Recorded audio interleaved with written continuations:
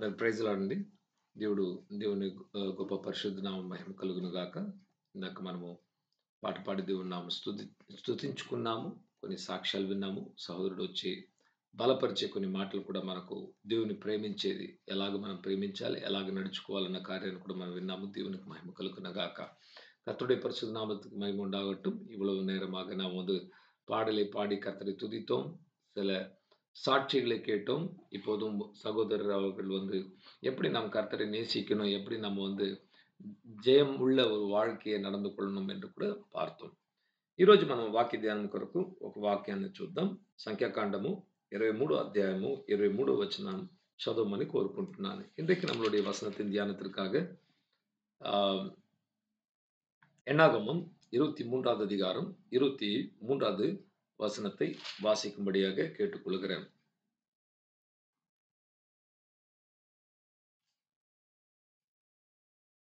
తీసుకున్న వారు మీరు అన్మ్యూట్ చేసుకొని చదవచ్చండి. ఇంకంత వచనం తెలుసుకొని నిజముగా చదవండి. సంఖ్యాకాండం 23 అధ్యాయం 23 వచనం చదవండి. అవునండి. నిజముగా యాకోబులో మంత్రము లేదు, ఇశ్రాయేలులో శకునము లేదు. ఆయా కాలములందు దేవుని కార్యములు యాకోబు వంశస్థులకు ఇశ్రాయేలీయులకు తెలియచెప్పబడును. தமிழ்ல யாருன்னா ஒருத்தர் வாசிக்க முடியாது? அன்போடு கேட்டுக்கொள்கிறேன். யாக்கோபுக்கு விரோதமான மந்திரவாதம் இல்லை, இஸ்ரவேலுக்கு விரோதமான குறிச்சொல்லுதலும் இல்லை. தேவன் என்னென்ன செய்தார் என்று கொஞ்ச காலத்திலே யாக்கோபையும் இஸ்ரவேலையும் குறித்து சொல்லப்படும். ఆమేన్. Praise the Lord. ఈరోజు మనం ఈ వాక్యాన్ని చదువుకుంటుంటే క్రైస్తవులైన మనలో కూడా మరి దేవుని బిడ్డల్లో కూడా ఈరోజు ఉన్న చాలా పెద్ద గొప్ప భయం ఏంటంటే, ఎవరో నాకు ఏదో చేతబడి చేశారు, నాకు విరుద్ధంగా సాతాను లేచి నిలబడుకుంటున్నాడని కూడా మనము பயப்படி வணக்குతున్నాం. இன்னைக்கு கிறிஸ்தவத்தில் பார்க்கும்போது நாம் எல்லோரும் சில கட்டங்களில் நாம் பயப்படுகிறோம். நமக்கு விரோதமாக மந்திரம் செய்தார்கள், பில்லி சூனியம் வைச்சிட்டாங்க, ஏவுதலின் ஆவியை வைத்தாங்க என்று சொல்லி கூட நாம் வந்து பயப்படுகிறோம். ఏ ఒక్క విషయాన్ని తీసుకున్నా రెండు ఎక్స్ట్రీమ్స్ ఉంటాయి. ఒకటి కుడివైపు పడిపోవడం, లేకపోతే ఎడమ వైపు పడిపోవడం. எந்த ஒரு விஷயத்தை நாம் எடுத்துக்கொண்டாலும் ரெண்டு எக்ஸ்ட்ரீம், ஒரு பக்கம் வலது பக்கத்தில் விழுந்து விடுகிறதும் இடது పక్కத்தில் విழுந்து విడుகிறதுం இருக்கும். మరి కొందరైతే ఈ విషయాల గురించి ఇంకా మంత్రము, చేతబడి అటువంటి కార్యాలు మాట్లాడుతుంటే మీరు మూఢనమ్మకాల్లో ఉన్నారు, అస్సలు అటువంటివి ఏవి లేవు అని కూడా కొందరు క్రైస్తవులు సేవకులు వాదించి మరి అలా నమ్ముతున్న వారిని ఎగతాళి చేస్తూ ఉంటారన్నమాట. சில கிறிஸ்தவர்கள், சில ஊழியக்காரர்கள் வந்து இந்த மந்திரத்தை குறித்தும் பில்லி சூனியத்தை குறித்தும் குறி சொல்வதை குறித்தும் சொல்லப்படும் போது அவர்கள் வந்து மற்றவங்களை கிண்டல் பண்ணி அப்படிலாம் கிடையாது, நீங்க வந்து ரொம்ப ஒரு మూఢ నம்பிக்கையில் இருக்கிறீர்கள் என்று சொல்லுவாங்க. ఇంకొక గుంపు వారిని చూసినట్లా వీళ్ళు ఎలాగంటే ప్రతిదీ ఎవరు ఏదో చేసేసారు, ఏదో ఆత్మ నాలో క్రియ చేస్తుంది, అసలు సాతాను వచ్చి చేస్తున్నాడు, మాకు విరుద్ధంగా ఏదో శక్తులు, దుష్ట శక్తులు క్రియ చేస్తున్నాయని కూడా ప్రతి వాటికి ఆ సాతాను వైపు చూస్తూ అతడే చేస్తున్నాడని కూడా భయపడిపోతూ ప్రతి కార్యానికి వచ్చి సాతాను తప్పు పెడుతూ ఉంటారు. அடுத்த ஒரு கூட்டம், ரெண்டாவது கூட்டம் எப்படிப்பட்டதுன்னா, எது நடந்தாலும் வாழ்க்கையில யாரோ எனக்கு சூனியம் வச்சுட்டாங்கோ, யாரோ எனக்கு வந்து மந்திரம் செஞ்சுட்டாங்கோ, யாரோ எனக்கு வந்து ஒரு ஆவியை ஏவி விட்டுட்டாங்கோ, அதனால தான் என் வாழ்க்கை இப்படி இருக்கிறது என்று சொல்லி எல்லாமே பிசாசுக்கும் பொல்லாத ஆவிக்கும் ஒரு సంబంధத்தை வைத்து அதுதான் செய்கிறது என்று சொல்லுவாங்க. ఇప్పుడు ఈ రెండు గుంపులో ఉన్న వారిలో ఎవరు శ్రేష్టమైన వారు? అసలు లేదు అని చెప్పేవారా, అన్నీ అవే అని కూడా చెప్పుకునేవారా అని కూడా మనం ఒకసారి ప్రశ్నించుకోవాలి. இன்றைக்கு நாம் ஒரு கேள்வி கேட்க வேண்டும். இந்த ரெண்டு கூட்டத்துல ஒன்று வந்து எல்லாமே பிசாசுன்னு சொல்றவங்க, இன்னொன்று வந்து எதுவுமே இல்லை, பிசாசுடைய கிரியைகள் எதுவுமே இல்லை, நாம் வந்து நம்மளுடைய வாழ்க்கை நாம தான் நடத்தி கொள்கிறோம் என்று சொல்லும்போது யார் సరియానవర్గల్? ఈ యొక్క ప్రశ్నకు జవాబు ఇద్దరు తప్పు చేస్తున్నారు. ఒకరు కుడివైపు గోతులు పడిపోయారు, ఇంకొకరు ఎడమ వైపు పడిపోయారు. మనము మధ్య భాగంలో నడవాలని దేవుడు మనల్ని పిలుస్తున్నాడు. రోడ్డు మీద మనం నడవాలి. பாருங்க, ஒரு வழி இருக்கிறது என்றால் வலது பக்கத்தில் விழுந்தாலும் இடது பக்கத்தில் விழுந்தாலும் தவறு. அதே போல தான் இந்த கேள்விக்கு பதில் ரெண்டுமே தவறு. நாம் நடுவில் நிற்க வேண்டும். ఈ 21వ దశాబ్దంలో అసలు సాతాను మంత్రం అనేది ఉందా? ఆహ్, మరి శకునము చెప్పే కార్యాలు ఉన్నాయా?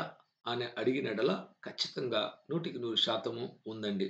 இந்த 21வது நூற்றாண்டுல இது மாரி மந்திரமும், பில்லி சூனியமும், ஏவுதலின் ஆவியும், குறி சொல்லுகிற ஆவி இருக்கிறதா என்று கேட்டால் నిశ్చయமாக இருக்கிறது. అప్పుడు ఇవి ఉన్నాయని చెప్పుకున్నప్పుడు ప్రతిదీ మన జీవితంలో జరిగేవి దానివల్లే జరుగుతుందా అంటే కాదు. మనం ఎన్నుకునే కార్యాలు కూడా ఉన్నాయి. இப்போ பிசாசு அந்த மந்திரம்லாம் இருக்கிறது என்று சொல்லுகிறதுனால, எல்லாமே அதனால தான் நடக்கிறதா நம்மளுடைய வாழ்க்கையில என்று கேட்டால் இல்லை. நாம் தேர்ந்தெடுக்கிற காரியம் கூட அநேக காரியங்கள் நம்மளுடைய தவறுனால, நம்மளுடைய அறியாமையினால நாம் வந்து కష్టపడుగుறோం, దుఃఖపడుగుறோం.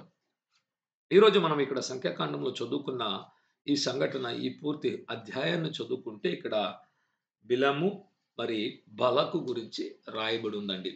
இந்த முழு அதிகாரத்த இந்த அதிகாரத்தை 23 அதிகாரத்தை என்னாகும் நீங்க முழுது வாசித்து பார்த்தால் இந்த இடத்துல 2 பேரை குறித்து எழுதப்பட்டிருக்குது. பிலேயாம் என்கிற ஒரு தீர்க்கதரிசி, బాలాక్ என்கிற ஒரு రాజాவை குறித்து எழுதப்படுகிறது. అసలు ఈ బిలాము అన్న వ్యక్తి ఎవరంటే ఒక ప్రవక్త అని కూడా రాయబడి ఉన్నది. ప్రవక్త అంటే దేవుని ప్రవక్త మాత్రం కాదు, ఆత్మలతో మాట్లాడే ఒక వ్యక్తి. అటువంటి వారు కొందరు ఉన్నారు. దేవుని ఆత్మతోనూ మాట్లాడగలుగుతారు. ఇతర అపవిత్ర ఆత్మలతోనూ మాట్లాడగలుగుతారు. అటువంటి వారు ఉన్నారు. ఎలా సాధ్యమంటే వారు ఆత్మీయమైన ప్రపంచంలో ఆహ్, వాళ్ళకు అటువంటి అనుభవాలు ఉన్న వ్యక్తులనమాట. అలాంటి వారు దేవునితో మాట్లాడడం జరుగుతుంది. ఇతర ఆత్మలతో కూడా మాట్లాడటం జరుగుతుంది. వారు పూర్తిగా దేవుని ప్రవక్తలా అంటే లేదు. అలాంటి వారు ఈరోజు అనేకులు ఉన్నారు. இந்த பிலேயாம் என்று சொல்லப்படுகிற இந்த தீர்க்கதரிசி தேவனுடைய தீர்க்கதரிசியா என்று கேட்டால் முழுசா கிடையாது. அவர் ஆவிகளோடு பேசுகிறவர். அவர் ஆவிகளோடு தொடர்பு கொள்வார். தேவனுடைய ஆவியும் பேசுவாங்க. பிசாசோடைய ఆవిயும் அவங்களோடு பேசும். కానీ ఈ బిలాముకు వచ్చి ఒక వీక్‌నెస్ ఉండేది. ఒక బలహీనత. ఏం బలహీనత అంటే ఆహ్, డబ్బులు. డబ్బు పొందుకోవడం. ఇందాక బ్రదర్ గారు చెప్పారు కదా! వాక్యం చెప్పినప్పుడు పేతురు ఎంతగానో కష్టపడి డబ్బులు సంపాదించడానికి ప్రయత్నించాడు. అలాగా ఈయన కూడా డబ్బులు ఆహ్, పోగుబెట్టుకోవడానికి మనస్సులో ఎంతో ఆశ ఉండేది. இவ்வளோ நேரம் நம்ம பார்த்தோம்ல, நம்மளுடைய சகோதரன் ஒரு வார்த்தை சொன்னாரு. பேதுரு வந்து எவ்வளோ கஷ்டப்பட்டு பணத்த சம்பாதிக்க நினைத்தார். அதேபோல தான் பிலியாமுக்குள்ள கூட ஒரு பலவீனம் இருந்தது. அவருடைய బలవీనం என்னவెంట్రాల్ పణం సంపాదిక. నిన్నటి దినం ముందు ఒక సేవకుడు యూట్యూబ్‌లో మాట్లాడుతుంటే ఒక చిన్న క్లిప్ విన్నానన్నమాట. చాలా ఆహ్, ఆహ్, మెచ్యూర్డ్ ఒక మ్యాన్ ఆఫ్ గాడ్. ఆయన ఏం చెప్తున్నాడంటే 17వ దశాబ్దంలో వాల్టేర్ అనేసి ఒక వ్యక్తి ఉన్నాడంట. ఫ్రాన్స్ దేశానికి చెందిన ఫ్రెంచ్ మ్యాన్. అతనొచ్చి దేవుడే లేదు అనే ఏథియిజంలో ఉన్న వ్యక్తి. ఆయన చెప్పాడంట, క్రైస్తవులందరిని కూడా నేను పఠించిన తరువాత వారి జీవితాన్ని చూసిన తర్వాత ఒక్క విషయం నేను అర్థం చేసుకున్నాను. వారు కాథలిక్స్ అయినా, ప్రొటెస్టెంట్స్ అయినా, పెంటెకాస్టల్స్ అయినా, మెథడిస్ట్ అయినా వేరే ఉపదేశాలు ఉంచుకుంటూ ఉంటే కూడా డబ్బుల కాడికి వచ్చినప్పుడు అందరి ఉపదేశం ఒకటైపోతుంది అని కూడా చెప్తున్నాడంట. ఆ సేవకుడు చెప్పి అది సరిగ్గానే చెప్పాడు. దేవుడిని నమ్ముకోని వ్యక్తి కూడా ఆయన గమనించిన ఆ యొక్క పరిశీలించి చెప్పే విధము కరెక్ట్‌గా ఉంది. ఎవరైనా ఏ ఏ సంఘానికి చెందిన వారైనా, ఏ ఉపదేశానికి చెందినవారైనా డబ్బులు వచ్చే కాడికి బలహీనతనుంది. వాటిని సంపాదించుకోవడానికి, తీసుకోవడానికి అందరూ ఏక మనస్సు కలిగిన వారిగా బిలాం వలె மாறிப்போத்துన్నారు అని కూడా ఆయన మాట్లాడడం జరిగిందనమాట. நேற்று தினத்தில ஒரு சின்ன YouTubeல ஒரு முதிர்ந்த ஊழியக்காரர் அவருடைய அனுபவத்தில பேசிக் கொண்டிருந்தார். அவர் சொல்லுகிறார், வால்டேர் என்கிற ஒரு நாத்திகன் இருந்தான். அவன் பிரான்ஸ் தேசத்துக்கு சேர்ந்தவனாக இருந்தான். அவன் அந்த அந்த ஆள் சொன்னாராம், 1700 சில்ற அந்த அந்த நாட்கள்ல இருந்த ஒரு ஆளு. எல்லா கிறிஸ்தவர்களை பார்க்கும்போது விவிதமான உபதேசங்கள வச்சிருக்காங்க. கேத்தலிக் ஒரு மாரி இருக்காங்க, புராட்டஸ்டன்ட் ஒரு மாரி இருக்காங்க, மெத்தடிஸ்ட், பெந்தெகாஸ்டல்ஸ் எல்லாமே இருக்காங்க. ஆனா, அவங்களுடைய உபதேசங்கள்லாம் வித்தியாசமா இருக்கு. பணம் என்று வரும்போது எல்லோருடைய உபதேசம் ஒரே போல மாறிவிடுகிறது என்று கூட சொன்னாங்களாம். அது ஒரு விதத்தில பார்த்தா நியாயமா தான் இருக்குது. ఎల్లరూ పణతిలో ஒரு బలవీనத்தை అడైகிறார்கள். ఈ బిలాము అనే వ్యక్తి కూడా ధనము నొందుటకు, సంపాదించుకొనుటకు ఎంతగానో ఆసక్తి చూపించాడు. இந்த பிலியாம் என்கிற ஒரு தீர்க்கதரிசி கூட பணத்தை சம்பாதிக்க, பொருளை சம்பாதிக்க அவன் வந்து எவ்வளவாகவோ அவன் வந்து ఆశపడ్డాడు. ఇప్పుడు బలాకు అనే రాజు ఇజ్రాయేలుకు విరుద్ధంగా నిలబడుకున్నప్పుడు ఆయన అనుకున్నాడు, ఇజ్రాయెల్‌తో దేవుడున్నాడు. దేవుడు లేకపోయిన ఎడల మనము జయము నొందవచ్చు అని కూడా గ్రహించి, ఈ బిలామును ఎలాగైనా ఆయన వైపు లాగుకోవాలని కూడా డబ్బులిచ్చి కొనుక్కోవడానికి చూస్తున్నాడు. இப்போ இந்த ஆ பிலேயாமை வைத்துக்கொண்டு இந்த பாலாக் என்கிற ராஜா இஸ்ரவேலுக்கு விரோதமாக இருந்த ராஜா, இஸ்ரவேலை ஜெயிக்கணும் என்றால் ஒரு பிரச்சனை. தேவன் அவங்களோடு கூட இருக்கிறார். தேவன் அவங்கள விட்டு விலகினால் தான் நாம் ஜெயிக்க முடியும். அப்போ இந்த பிலேயாமுக்கு பணத்த குடுத்து நம்ம ஏதாவது ஒரு சதி திட்டம் பண்ணி, இந்த ஜனங்களை சபிக்க வைக்கணும் என்று கூட நினைக்கிறார். మనందరికీ జరిగిన సంఘటన తెలుసనమాట. మొట్టమొదటిగా నేను రానంటాడు. ఆ తర్వాత బలవంతం చేసి ఇంకా ఎక్కువ ఇస్తాం అని చెప్పినప్పుడు గాడిద తీసుకొస్తుంటే గాడిద ముందు దేవుని దూత నిలబడుకొని మాట్లాడడం జరుగుతుంది. అసలు ప్రవక్త చూడలేకపోతున్నాడు. గాడిద చూస్తుంది. దేవుని దర్శనాలు చూసి నీకు కనబడటం లేదా? దూత నిలబడుకున్నాడు అని చెప్పినప్పటికీ అతిక్రమించి వేరే దారి నందు వెళ్ళి இஸ்ராயேலு பிரஜలను சபிச்சడానికి நிலபடுக்குన్నాడు. நம்ம எல்லாருக்கும் தெரிந்த ஒரு இந்த இடத்துல எழுதப்பட்ட சம்பவம் நமக்கு தெரியும்.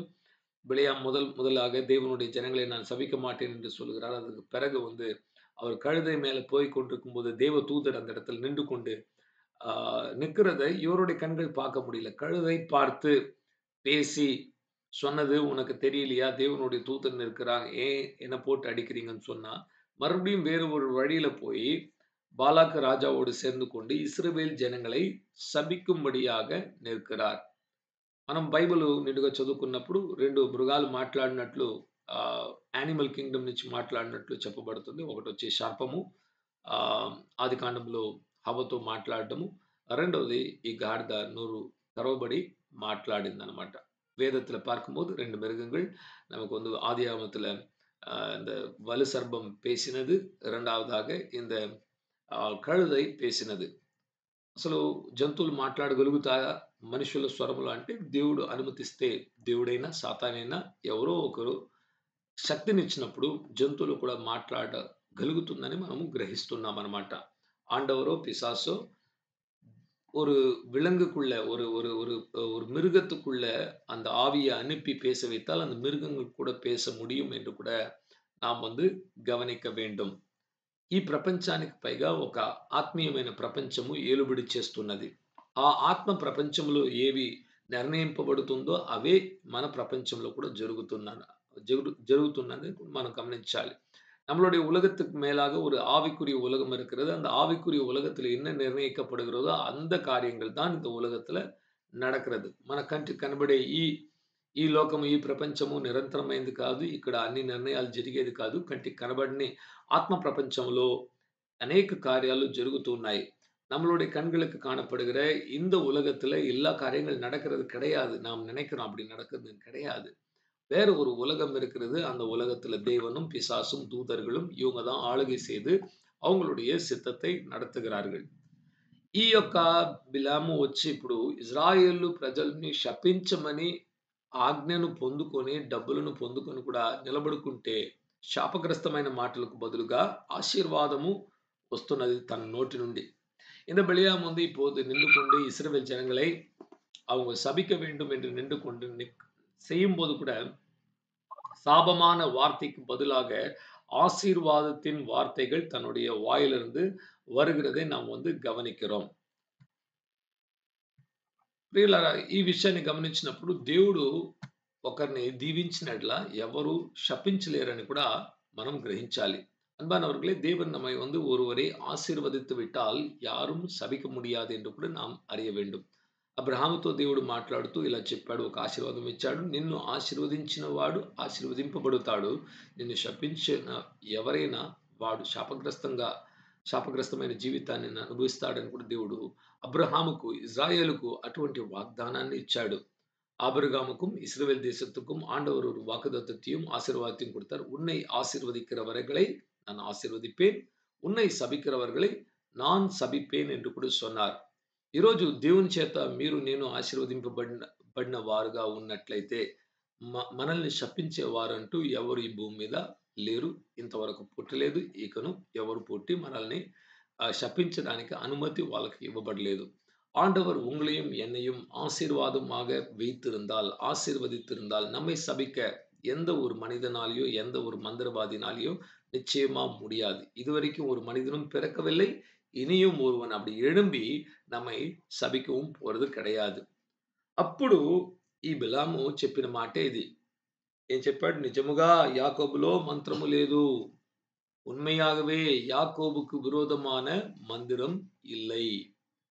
దేవుని చేత మనము మన దేవుడు మనల్ని పిలిచి, మనల్ని ప్రేమించిన యెడల మనకు విరుద్ధంగా ఇటువంటి కార్యాలు చేయబడినా అవి పూర్తిగా వర్ధిల్లదు.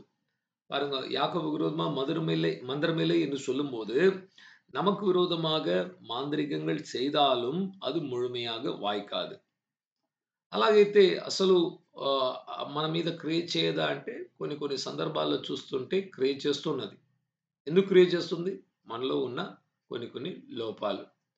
சில நேரத்துல அப்படிப்பட்ட காரியங்கள் செய்யப்படும்போது நாம் பார்க்கிறோம் சிலரை வந்து பாதிக்கிறது. ஏன் பாதிக்குது? நமக்குள்ள இருக்கிற சில சில కురైగల్నాల మనం வந்து బాధిక్கிறது. ముఖ్యంగా ప్రార్థించుకోవడం తగ్గిపోతే సాతాను చాలా సులువుగా క్రియ చేసుకోగలడు.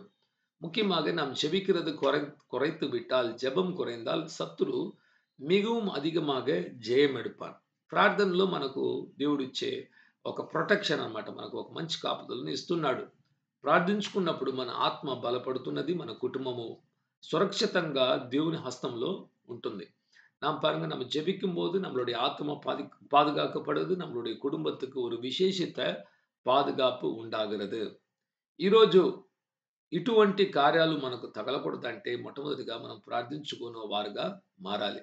இன்றைக்கு இப்படிப்பட்ட காரியங்கள் நம்மை வந்து தொடக்கூடாது என்றால் நாம் முக்கியமாக ஜெபிக்கிறவங்களா மாறணும். ఇజ్రాయేలుకు నిజముగా యాకోబులో మంత్రము లేదు, ఇజ్రాయేలులో శకునము లేదు అని కూడా చెప్తున్నాడు. ఇశ్రాయేలుకు యాకోబుకు విరోధமாக మందిరం இல்லை, ఇశ్రాయేలుకు విరోధமாக குறி சொல்வதும் இல்லை.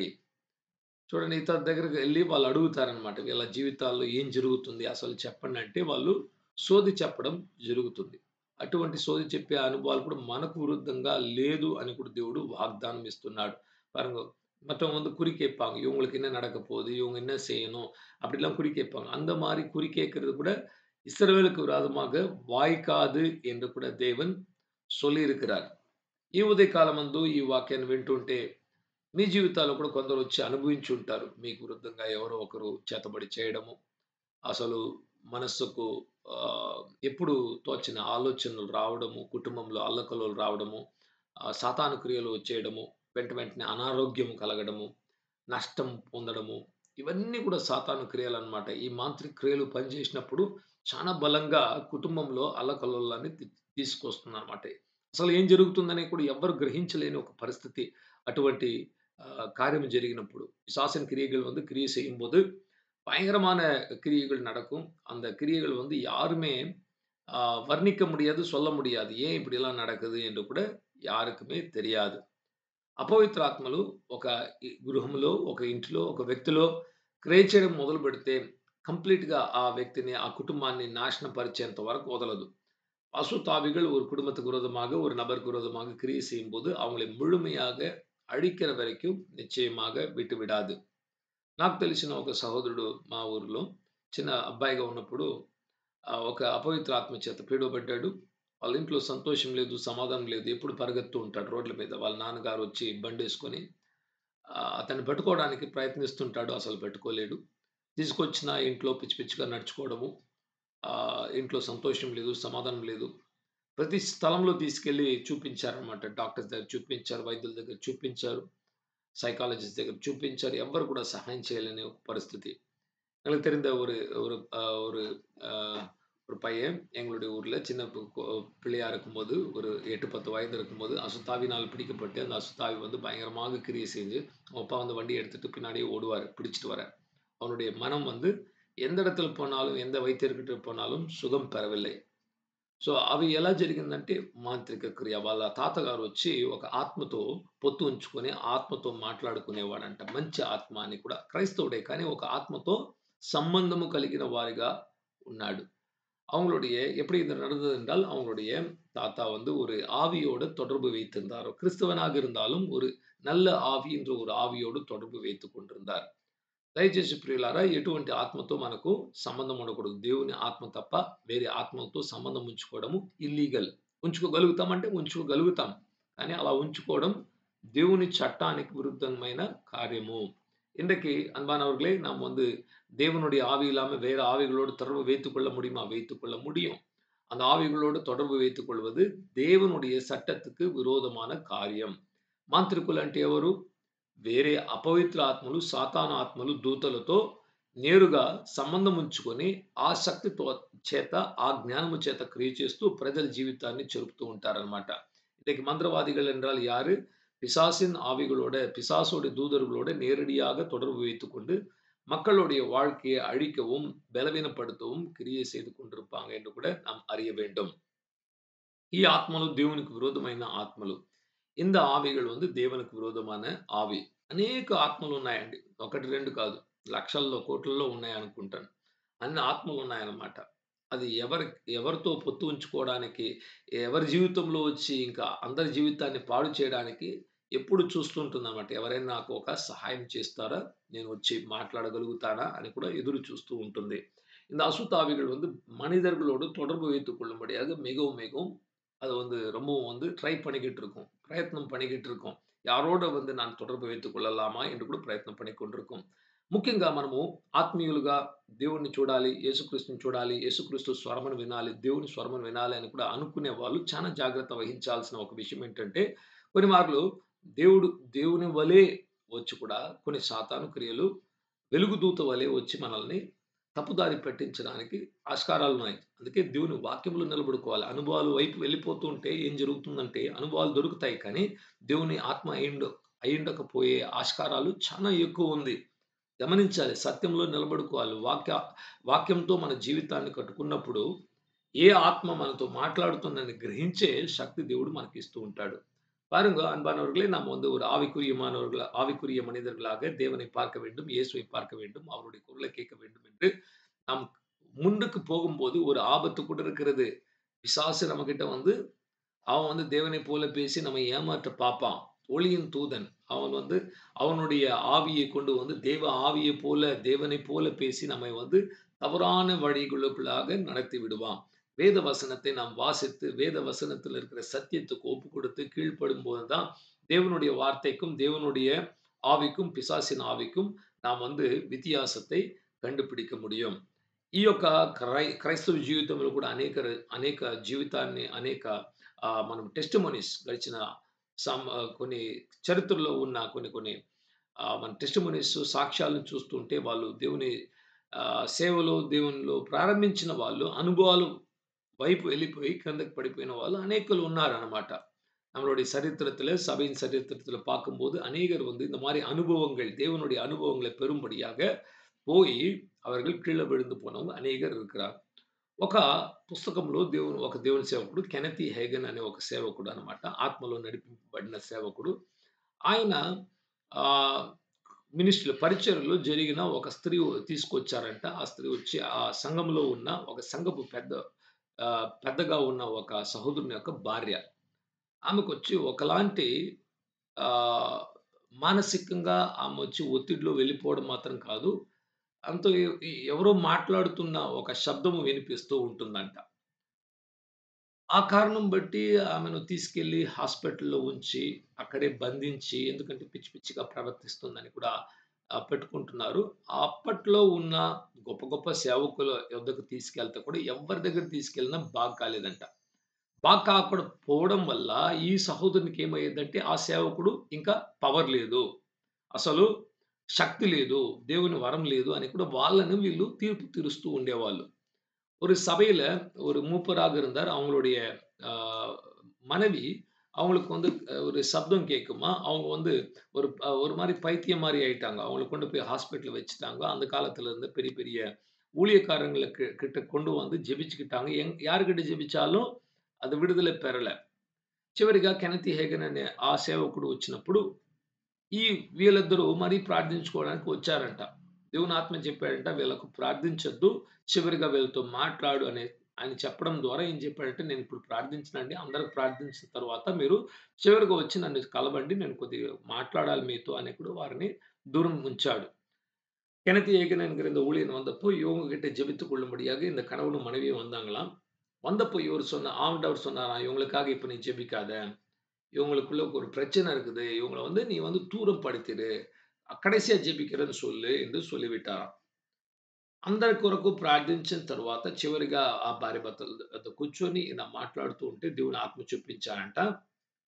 ఈమెలో ఒక అపవిత్ర ఆత్మ ఉన్నది.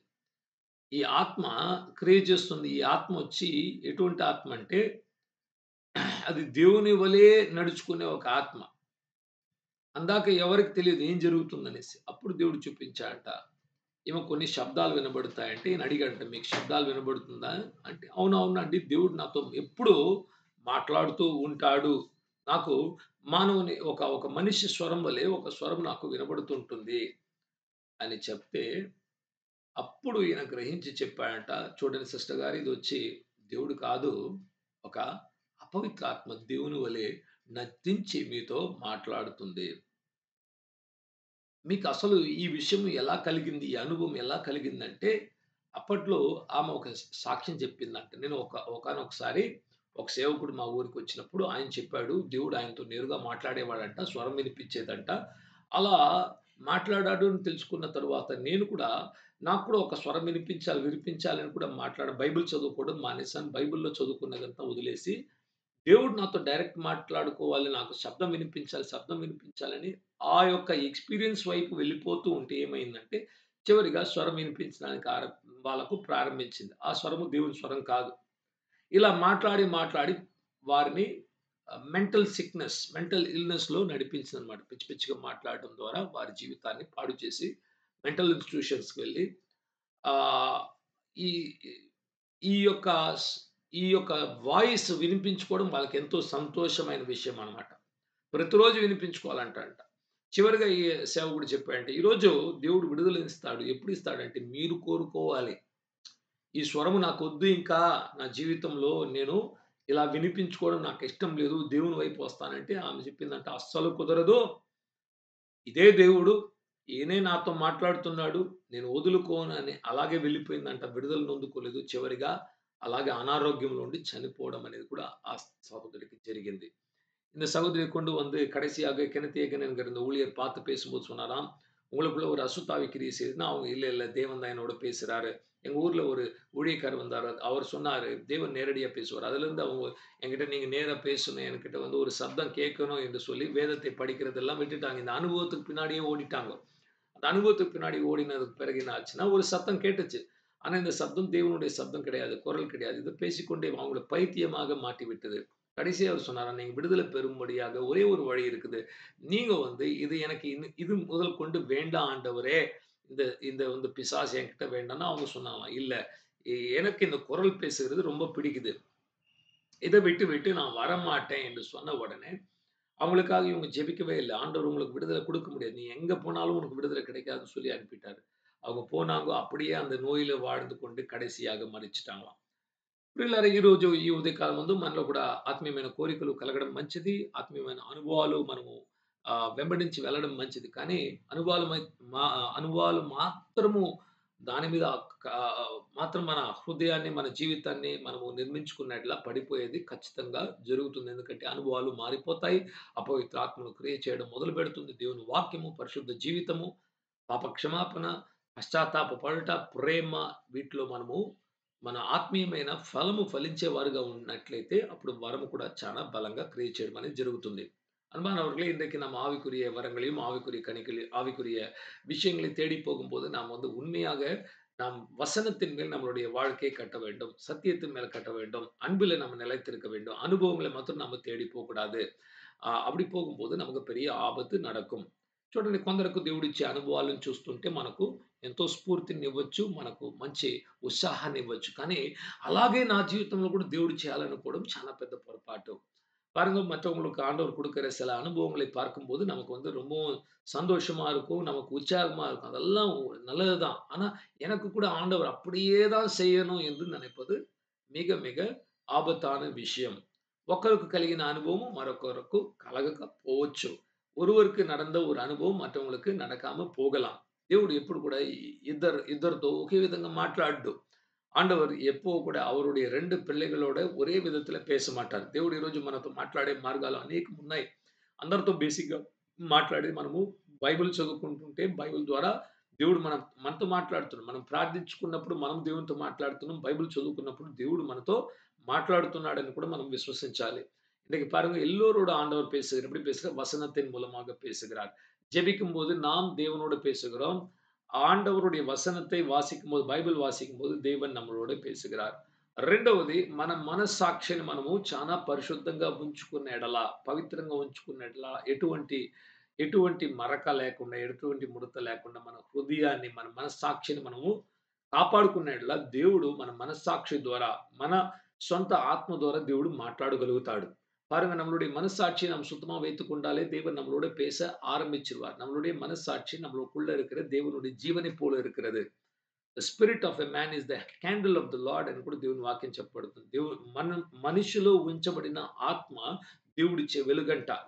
ஆண்டவர் நமக்குள்ளாக வைத்திருக்கிற நம்மளுடைய మనిషినుடைய ఆవియే దేవునుடைய வெளிச்சத்தை கொடுக்கும். మన మనస్సాక్షిలో మనము పవిత్రులుగా ఉంటే మనము దేవుని స్వరాన్ని చక్కగా మన మనస్సాక్షి ద్వారానే వినిపించుకునే శక్తి మనకు కలుగుతుంది. நம்மளுடைய மனசாட்சியை நாம் சுத்தமாக வைத்துக் கொண்டால் நிச்சயமாக தேவன் நம்மளோடு அவர் பேச முடியும். కొందరితో దేవుడు కలల ద్వారా మాట్లాడుతుంటాడు, దర్శనాలు ఇస్తుంటాడు, ప్రవచనాలు ఇస్తుంటాడు. అనేక మార్గాలు ఉన్నాయన్నమాట.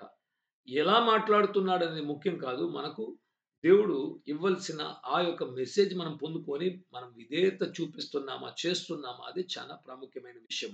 பாருங்க ஆண்டவர் நம்மளோடு எப்படி பேசுகிறார், எந்த வழியில பேசுகிறார் என்பது முக்கியம் கிடையாது. அவர் கனவு மூலமா பேசலாம், தரிசனம் மூலமா பேசலாம், தீர்க்க தரிசனம் மூலமா பேசலாம், வசனத்தின் மூலமா பேசலாம், மனசாட்சியின் மூலமா பேசலாம். ஆனா முக்கியமானது என்ன? அந்த செய்தியை நாம் புரிந்து கொண்டு நாம் கீழ்ப்படிந்து அந்த செய்தியை செய்றோமா?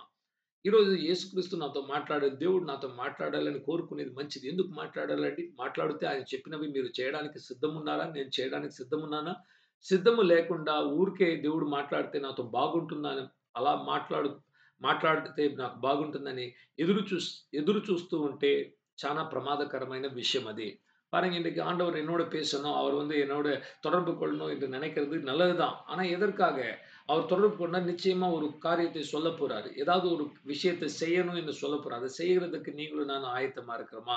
அப்படி ஆயத்தம் இல்லாம சும்மா ஒரு அனுபவத்துக்காக, நமக்கு ஒரு ఎంటర్‌టైన్‌మెంట్‌కాக ఆండవర్ పేసన్నా అది ஒரு ఆబత్తాగా முடிந்துவிடும். దేవుడు ఏది మాట్లాడినా మనము వాటిని పాటించడానికే మాట్లాడుతాడు కానీ మనం ఊరికే విని వదిలిపెట్టడానికి దేవుడు ఎవరితో కూడా ఎప్పుడు మాట్లాడింది లేదు. బైబిల్‌లో దేవుడు మాట్లాడినప్పుడు ఒక్కొక్కరితో మాట్లాడినది కొన్ని కొన్ని కార్యాలు అసలు వాళ్ళ జీవితంలో చేయలేని పెద్ద పెద్ద కార్యాలు వాళ్ళ చేతిలో ఇచ్చి మోషేనెళ్ళి నువ్వు ఐగుప్తుకు వెళ్లి ఫరో రాజు యొద్ద నుండి నా ప్రజలను తీసుకురా అన్నాడు. ఒక్క మనిషిని ఒక కర్రను చేతులు ఇచ్చేసి.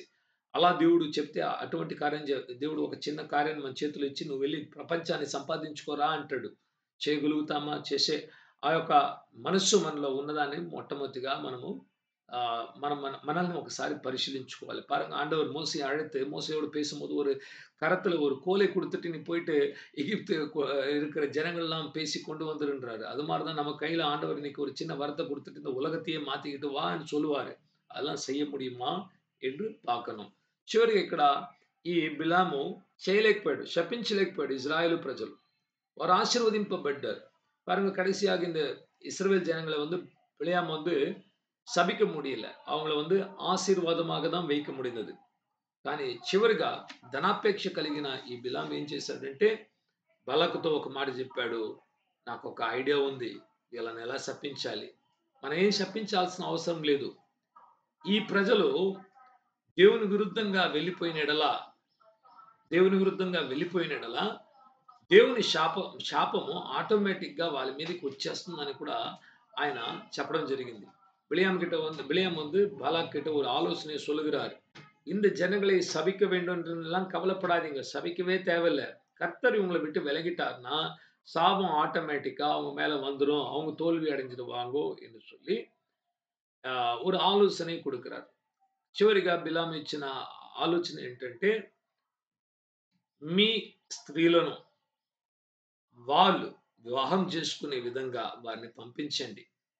వీరితో పాటు విగ్రహాలు కూడా పంపించండి. వాళ్ళు వీళ్ళు పొత్తుంచుకొని వివాహం చేసుకునే ఎడల ఆ విగ్రహాలు వాళ్ళతో పాటు వెళ్తాయి. ఇంకా పురుషులు కూడా వారి భార్యలు పూజించే దేవుని వైపు తిరుగుతూ విగ్రహం లోపల వచ్చిన ఆ క్షణము ఇజ్రాయేలు దేవుని యొక్క హస్తము దూరమైపోతుంది. దేవుని ఆత్మ దూరమవుతాడు. ఆ తర్వాత విజయం మీదే అని కూడా మంచి ఒక ఆలోచన, కుయుక్తి కలిగిన ఒక ఆలోచన, సాతాను ఆలోచనను ఇచ్చేసి డబ్బులు తీసుకొచ్చేసాడు. பாருங்க பிலியாமின்கிற தீர்க்கதரிசி கடைசியாக இஸ்ரவேல் ஜனங்களை எப்படி விழத்தள்ள வேண்டும் என்று சொன்னாரு. உங்களுக்குள்ள இருக்கிற உங்களுடைய ஸ்திரீகளை ஏவி இஸ்ரவேலுக்குள்ளாக அனுப்புங்கோ. அவங்களுடைய அழகை வைத்துக்கொண்டு அவங்களை விழ வைக்கட்டும். அவங்க போகும்போது அவங்களோட விக்கிரகங்களை கொடுங்க. அவங்க திருமணம் செய்து கொள்ளட்டும்.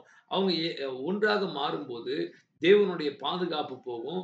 நிச்சயமாக உங்களுடைய சதித்திட்டம் நிறைவேறிடும். நீங்க ஜெயிப்பீங்க என்று சொன்னாங்க. అదే విధంగా చేశాడు బాలాకు. ఇజ్రాయేలు దేశస్థులు పడిపోయారు. దేవుని కాపుదలను కోల్పోయారు. ఓడిపోయారు. పరాజయం నొందారు. ఎంతో గొప్ప నాశనం అనేది ఇజ్రాయేలు ప్రజల్లో కలిగిందనమాట. பாருங்க அப்படி செய்ததுனால இஸ்ரவேல் ஜனங்கள் கூட அந்த பாவத்தை செய்து பிலியாமுடைய ஆலோசனைக்கு அவங்க வந்து பாத்திரர்களாக மாறி அவங்க விழுந்து போனாங்க. ఈ ఉదయకాలం మందు ఈ విషయాలు మనం మాట్లాడుకుంటే నేర్చుకోవాల్సిన కార్యం ఒకటేంటంటే, మన విరోధి మంత్రముతోనూ, శకునముతోనూ మనం శపించలేకపోవచ్చు. కానీ మనము మన జీవితంలో పాపానికి చోటిచ్చినప్పుడు శాపము మనల్ని వెతుక్కుంటూ వచ్చేస్తుందండి. మన జీవితాన్ని నాశనం పరుచుకోగలిగిన శక్తి కలిగిన వాళ్ళు ఎవరంటే మీరు, నేను ఒక్కరే. అంతే అన్నమాట. మనమే మన జీవితాన్ని మంచిగా నడిపించుకోగలుగుతాం. దేవుని దగ్గరికెళ్తే అసలు దేవుని నుండి బయటకొచ్చిన ఎ వచ్చి కిందకి పడిపోతే సాతాను క్రియలు మనలో వస్తాయి. మనము బాధ్యత వహించాలి మన జీవితాన్ని కాపాడుకొనడానికి. இன்னைக்கு நாம் கத்துக்கொள்ள வேண்டிய ஒரு பாடம் என்னவென்றால், பாருங்க இஸ்ரவேல வந்து மந்திரம் ஜெயிக்க முடியல. குறி சொல்வது ஜெயிக்க முடியல. ஆனா அவங்களுக்குள்ள வந்த பாவத்தினால அவங்க விழுந்து போனாங்க. அதேபோல தான் இன்றைக்கு நம்மை ஒருவன் வெளியிலிருந்து சபிக்க முடியாவிட்டால், நம்மளுடைய வாழ்க்கையை அழிக்கவும், கட்டி எழுப்பவும் நமக்குள்ள தான் அந்த அதிகாரத்த ஆண்டவர் குடுத்திருக்கிறார். நமக்கு தான் அந்த பொறுப்ப குடுத்திருக்கிறார். நாம் கவனம் உள்ளவர்களாக நம்மளுடைய வாழ்க்கையை பாதுகாத்துக் கொள்ளாவிட்டால், நம்மளுடைய வாழ்க்கை అழிந்து పోగవో, విడుందు పోగవో అనేక వాய்పుகள் இருக்கும்.